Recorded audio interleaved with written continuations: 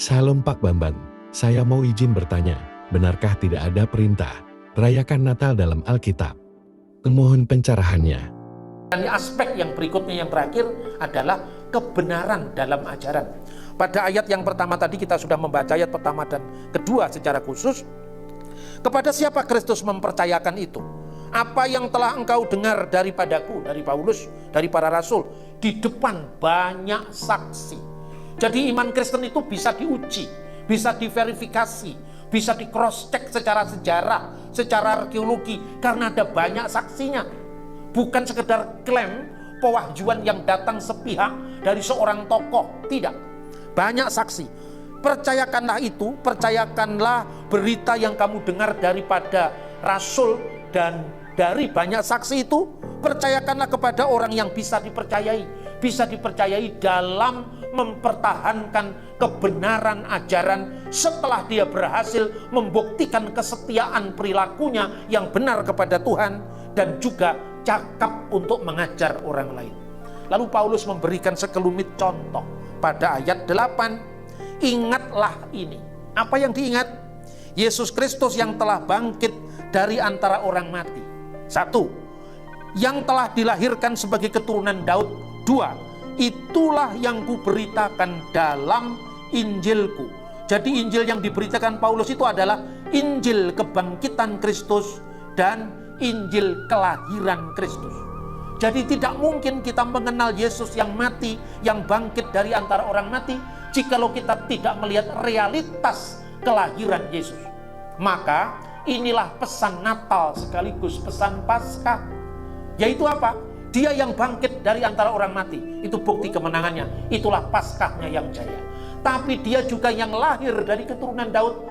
Jadi Yesus yang pernah ada, berkarya, bahkan akhirnya mati untuk kita, itu benar-benar firman yang menjadi daging. Karena itu kelahirannya bisa dilacak, bisa dicatat dalam sejarah, ada banyak saksi. Nah saudara-saudara, ini penting saya sampaikan, karena ini kebetulan menjelang Natal. Sebentar lagi pasti di dunia medsos, hei Natal kelahiran Dewa Matahari, Yesus tidak lahir di musim dingin, pasti begitu kan? Ada banyak orang yang bingung, tidak ada perintah merayakan Natal dalam Alkitab. Lah ini kan perintah untuk mengenang, perintah untuk memperingati. Ingatlah. Apa yang harus diingat? Yesus yang bangkit dari antara orang mati. Apalagi yang perlu diingat? Yesus yang lahir dari keturunan Daud. Saudara-saudara, dalam bahasa asli Alkitab, perintah untuk mengingat ini sama dengan perintah untuk mengingat kematian Yesus yang dirayakan lewat perjamuan kudus. Lukas pasal 22 ayat 19. Lalu ia mengambil roti, mengucap syukur, memecah-mecahkannya dan memberikannya kepada mereka, katanya, inilah tubuhku yang diserahkan bagi kamu, perbuatlah ini sebagai peringatan akan aku. Peringatan itu anamnesis, sebagai peringatan, dan itu mengingatkan pada bahasa Ibrani zikaron. Zikaron itu artinya apa? Zikir. Zikir itu kan mengingat Tuhan. Bahasa Arab zikir itu bahasa Ibraninya zakar, zikaron. Zikaron itu artinya mengingat. Jadi kematian Yesus yang dirayakan lewat perjamuan kudus atau ekaristi itu adalah bentuk zikaron, peringatan akan Paskahnya. Kemudian 2 Timotius juga menggunakan kata-kata yang sama. Ingatlah, juga berakar dari kata zakar, zikir, mengingat. Apa yang harus diingat? Kebangkitannya dari antara orang mati dan kelahirannya dari keturunan Daud. Kenapa kelahirannya dari keturunan Daud? Karena Mesias akan lahir dari suku Yehuda. Kenapa ayat ini muncul? Ini yang menjadi masalah. Dan banyak orang mengatakan tidak ada perintah merayakan Natal dalam Alkitab lain. Ingatlah akan Yesus yang lahir dari keturunan Daud. Dan ini bentuk juga peringatan. Lalu saudara-saudara, dalam teks yang tadi saya baca, 1 Yohanes pasal 4 tadi, dikatakan siapakah roh antikristus itu? Siapakah roh Dajjal itu? Mereka yang menyangkal Yesus telah datang sebagai manusia.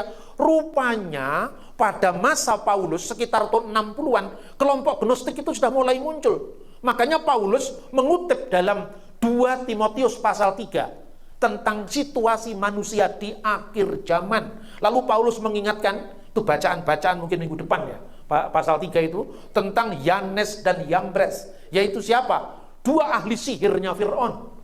Menurut tradisi Yahudi itu, dua ahli sihirnya Firaun itu namanya Yanes dan Yambres. Itulah yang membuat sihir yang menyesatkan orang Israel. Berarti Paulus dalam 2 Timotius sedang berbicara tentang fenomena ajaran sesat. Ajaran sesat dalam sejarah gereja cuma ada 2 asalnya. Dari filsafat Yunani yang menyangkal Kristus, dan dari orang Yahudi yang menekankan penyangkalan tentang Kristus sebagai Mesias, anak Allah dan juru selamat. Hanya 2 ini. Dan ajaran gnostik itu yang pertama-tama merusak kekristenan. Sehingga Rasul Yohanes mengatakan, sekarang ini sudah banyak muncul antikristus, yaitu fenomena ajaran sesat. Itulah sebabnya berdasarkan amanat untuk mengingat yang lahir dari keturunan Daud tidak lama setelah zaman gereja mula-mula, tahun 126, dalam dokumen yang dinamakan Liber Pontificalis, Natal mulai dirayakan tahun 126.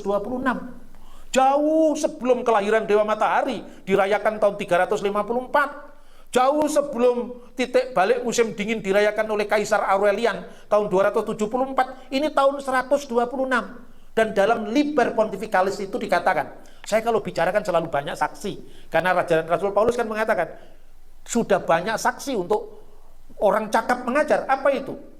Yang ditetapkan tahun 126. Setiap malam Natal, hendaklah engkau membaca Lukas pasal 2 ayat 14 dan nyanyikanlah itu. Bunyinya apa? Kemuliaan bagi Allah di tempat yang maha tinggi dan damai di bumi bagi manusia yang berkenan kepadanya. Dari tahun 126 sampai sekarang masih kita nyanyikan Gloria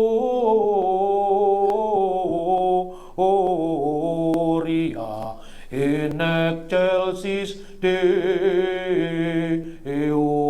Itu lagu. Oke Pak Bambang, penjelasan Anda sangat mencerahkan dan menguatkan iman kami. Terima kasih, Tuhan Yesus memberkati.